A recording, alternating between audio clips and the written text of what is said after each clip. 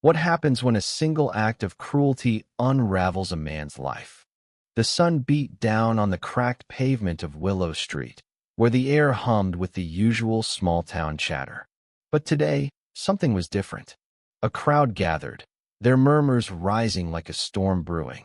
At the center stood Mama Ruth, a 72-year-old black woman whose warm smile and homemade pies had made her a quiet legend in Oakville.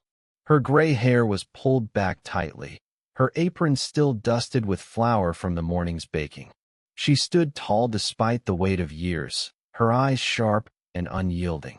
Across from her was Officer Daniel Holt, a young cop with a smirk that didn't match the badge he wore.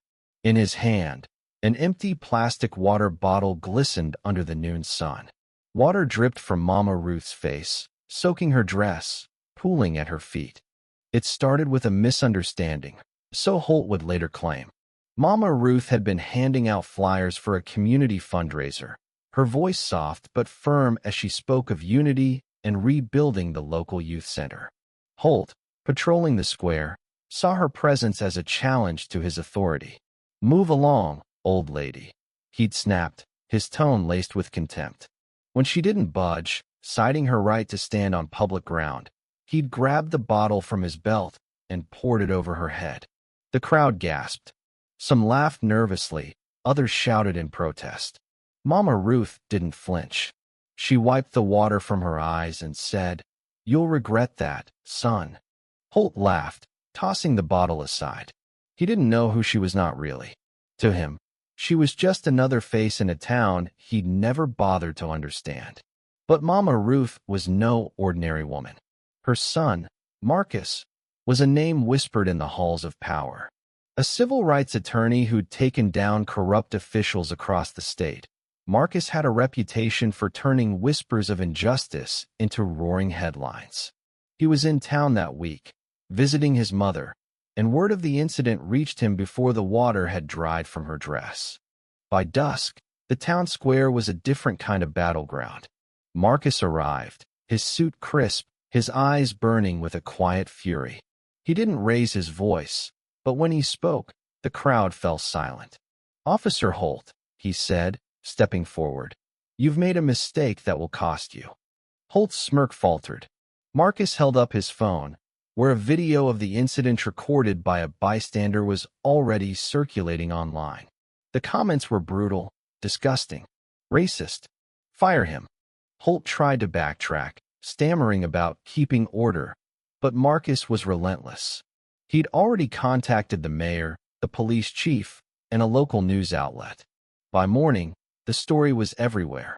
Cop humiliates elderly black woman in public. The town, once divided by apathy, was now united in outrage. Protesters lined Willow Street, holding signs that read "Justice for Mama Ruth." Holt's name was plastered across social media, his career unraveling with every retweet. But this wasn't just about Holt. It was about Oakville, a town where whispers of prejudice had long lingered in the shadows. Mama Ruth had seen it all, the sidelong glances, the muttered slurs, the way some shopkeepers watched her every move. Yet she'd always responded with kindness, believing that change came through patience. Now, her patience had run dry. She stood beside Marcus at a town hall meeting, her voice steady as she recounted decades of quiet slights. "I'm not here for revenge," she said. "I'm here so no one else has to feel this shame." Holt was suspended that week, his badge stripped pending investigation. But the real reckoning was deeper. Marcus didn't just want Holt gone. He wanted the system that emboldened him to change. He filed a lawsuit against the police department, alleging systemic bias. The evidence was damning. Years of complaints from black residents, ignored or dismissed. The case drew national attention, forcing Oakville to confront its reflection. In the weeks that followed, Mama Ruth became a symbol of resilience. Her fundraiser succeeded, the youth center rebuilt with donations pouring in from across the country. Holt, meanwhile, faced a future without his badge, his name synonymous with a moment of cruelty he couldn't undo. Marcus never gloated. "This isn't about one man," he told reporters. It's about a town learning to be better. As summer faded, Mama Ruth sat on her porch, sipping tea, her eyes on the horizon. The town was quieter now, but not with the silence of avoidance. It was the hush of reflection.